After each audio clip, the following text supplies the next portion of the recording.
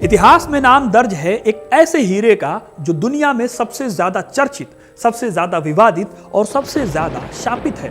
दुनिया के सबसे बड़े हीरों में से एक ये वो हीरा है जो जिसके पास भी गया वो तबाह हो गया। इसके साथ ही तबाह हो गया उसका साम्राज्य भी और उसकी प्रसिद्धि भी।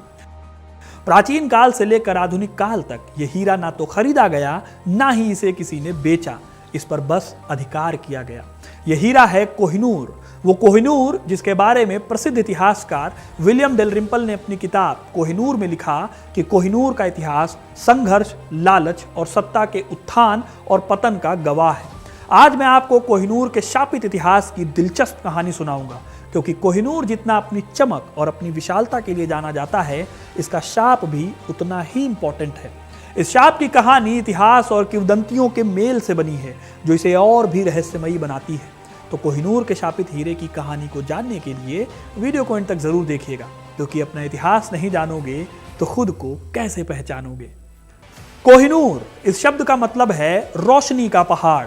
कहा जाता है कि इस हीरे से कभी पूरी दुनिया को 2.5 दिनों तक खाना खिलाया जा सकता था। इतिहास के पन्ने पलटें तो कई कहानियों में कोहिनूर का जिक्र मिलता है। संस्कृत ग्रंथों में स्यामंतक नाम की मणि का जिक्र मिलता है। माना जाता है कि यह मणि कोहिनूर ही थी, हालांकि इसका साक्ष्य नहीं मिलता।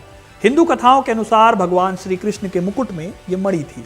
उनके लिए भी यह मणि किसी शाप से कम नहीं थी। अपने आखिरी समय में जब एक आखेटक ने उनके पैर पर तीर चलाया था, तब यह मणि उनके पास थी, जो कि खो गई थी। लेकिन ये दोस्तों कथाओं की बात है। ऐतिहासिक तौर पर अगर देखा जाए तो 12वीं सदी में आंध्र प्रदेश के गोलकुंडा में यह हीरा मिला था। तब दुनिया में भारत के सिवा कहीं और हीरा होता ही नहीं था। 12वीं से 14वीं सदी के बीच यहाँ काकतीय वंश का शासन था, यानी कि कोहिनूर हीरा काकतीय राजाओं के पास था। लेकिन इस हीरे का शाप ऐसा था कि काकतीय वंश का जल्दी ही पतन हो गया। साल 1310 में अलाउद्दीन खिलजी के सबसे खास सेनापति मलिक काफूर ने वारंगल पर चढ़ाई की। तब अलाउद्दीन का खौफ इतना था कि यहाँ के राजा प्रताप रुद्र ने बिना युद्ध लड़े ही सरेंडर कर दिया। इस सरेंडर में प्रताप रुद्र ने अपनी सोने की मूर्ति भेजी, जिसमें गले में जंजीर बंधी हुई थी, जो उसकी अधीनता को स्वीकार करने का प्रतीक था। मलिक काफूर ने भी प्रताप रुद्र की सारी संपत्ति हथिया ली। कुल 100 हाथी, 7000 घोड़े और कई दूसरी कीमती चीजें सुल्तान को दी गई, और इन्हीं चीजों में वो बेशकीमती कोहिनूर भी था। यानी कि कोहिनूर अब हो चुका था दिल्ली के सुल्तान अलाउद्दीन खिलजी का। लेकिन हीरे के साथ साथ खिलजी को कोहिनूर का शाप भी मिला। अलाउद्दीन खिलजी को उसके ही साथियों ने सत्ता से हटाने की साजिश शुरू कर दी। उसकी मौत कैसे हुई, ये आज भी एक रहस्य है। दिल्ली सल्तनत पर लिखते हुए इतिहासकार सतीश चंद्रा भी कहते हैं कि जब अलाउद्दीन की सेहत बिगड़ रही थी, तब मलिक काफूर अपनी राजनीतिक चालें चल रहा था। मलिक काफूर ने अलाउद्दीन की मौत के तुरंत बाद उसके छोटे बेटे शिहाबुद्दीन को गद्दी पर बिठाया और खुद को उसका संरक्षक घोषित किया। इससे पहले अलाउद्दीन के बेटे खिज्र खान को उसने अंधा कर दिया था। उसने अलाउद्दीन को अपने बहनोई अल्प खान की हत्या का आदेश देने के लिए भी राजी किया, जो कि एक प्रभावशाली रईस था और मलिक काफूर को चैलेंज कर सकता था। वहीं शिहाबुद्दीन को गद्दी पर बिठाने के बाद मलिक ने कई बड़े सरदारों को अपनी ओर मिला लिया, और एक तरह से वो ही दिल्ली की सत्ता भी चलाने लगा। 1320 में अलाउद्दीन की मौत हुई और मात्र 6 सालों में, यानी 1326 में खिलजी वंश खत्म हो गया। दिल्ली सल्तनत के काल के बाद तमाम राजाओं से होकर यह हीरा मुगलों तक पहुंचा। बाबर से होकर हुमायूं, और फिर ऐसे ही यह शाहजहां के हाथों में गया। शाहजहां ने इसे तख्ते ताऊस में जड़वाया। ये दुनिया का सबसे महंगा सिंहासन था। लेकिन शाहजहां का भी आखिरी वक्त काल कोठरी में कैद होकर अपने बेटों की खूनी लड़ाई को देखते हुए बीता। आगे जाकर औरंगजेब को इस हीरे में बहुत मतलब नहीं था, लेकिन उसकी मृत्यु के बाद मुगल बादशाहों की सत्ता चरमरा उठी। साल 1739 में ईरान के शासक नादिर शाह ने दिल्ली पर हमला करके दिल्ली को तबाह कर दिया। वो करीब 57 दिनों तक दिल्ली में रहा। इस दौरान करीब 30,000 लोगों को उसने मौत के घाट उतार दिया। वो तब तक नहीं रुका जब तक मुगलों ने उसे 1 करोड़ रुपए नहीं दे दिए। इस तरह उसने मुगलों की सालों इकट्ठा की गई दौलत को लूट लिया और ईरान वापस लौट गया। लेकिन इस लूट के साथ वो अपनी बदकिस्मती को भी ईरान लेकर गया। ये बदकिस्मती थी कोहिनूर। कहते हैं कोहिनूर हीरे को कोहिनूर भी सबसे पहले नादिर शाह ने ही कहा था। पर्शिया के हिस्टोरियन मोहम्मद मारवी ने अपनी किताब आलम नादरी में लिखा है कि उन्होंने अपनी आंखों से कोहिनूर को देखा था। कोहिनूर हीरे ने नादिर शाह को भी नहीं बख्शा।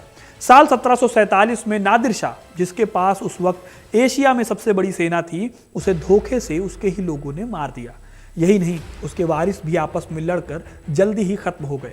जब नादिर शाह की मौत हुई तो उसके वफादार जनरल अहमद शाह अब्दाली ने यह हीरा उससे ले लिया और इस तरह से इस हीरे का शाप अब्दाली पर भी हुआ।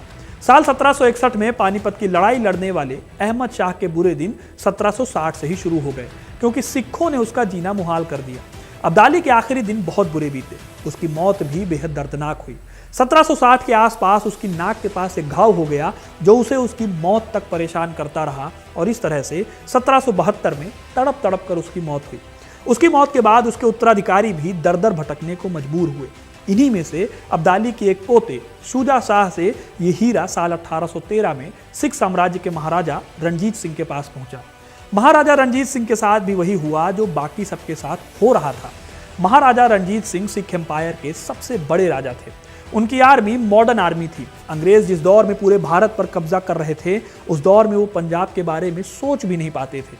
लेकिन साल 1839 में महाराज को लकवा मार गया और फिर उनकी मौत हो गई। उनकी मौत के सिर्फ 6 सालों के अंदर पूरा सिख साम्राज्य अंग्रेजों ने अपने कब्जे में कर लिया। साल 1845 में दूसरे एंग्लो सिख वॉर में अंग्रेजों ने सिख साम्राज्य को पूरी तरह से हरा दिया। इस कब्जे के साथ ही कोहिनूर भी अंग्रेजों के पास चला गया। इस टाइम पर 5 साल के महाराजा दिलीप सिंह सिख एम्पायर के राजा थे। उनके हाथ से सिख एम्पायर और कोहिनूर दोनों चले गए। ब्रिटिश गवर्नर लॉर्ड डलहौजी खुद कोहिनूर को लेने लाहौर आए थे। वहां के खजाने से हीरे को निकलवा कर डलहौजी के हाथों में रखा गया था, जिसे देखकर वो हैरत से भर गए थे। दोस्तों, कोहिनूर के शापित होने की बात इन सारी घटनाओं से अलग एक दूसरी घटना से आती है। यह घटना थी कोहिनूर को लंदन भेजने की। लॉर्ड डलहौजी ने कोहिनूर को पानी के जहाज मेडिया से महारानी विक्टोरिया के पास भेजा था। कहा जाता है कि जिस जहाज यानी मेडिया से इस हीरे को भेजा गया, उस जहाज पर बैठे लोगों को पता ही नहीं था कि वो अपने साथ दुनिया के सबसे महंगे हीरे को भी इंग्लैंड लेकर जा रहे हैं। करीब 2 हफ्ते तक ये जहाज ठीक ठाक चला, लेकिन उसके बाद जहाज में बैठे लोगों की तबीयत खराब होने लगी। उन्हें कॉलेरा हो गया था।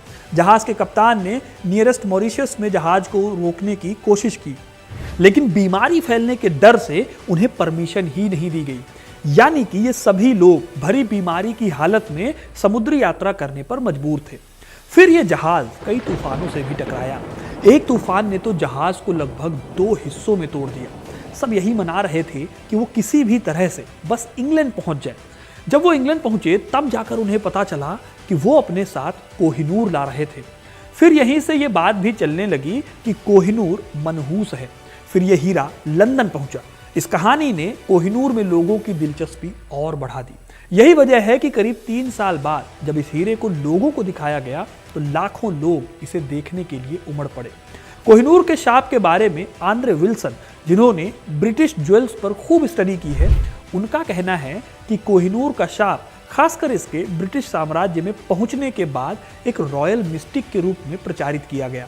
यह भी कहा गया कि इस हीरे को सिर्फ महिलाएं पहन सकती हैं, ना कि पुरुष, क्योंकि पुरुषों के पहनते ही उनके बुरे दिन शुरू हो जाएंगे।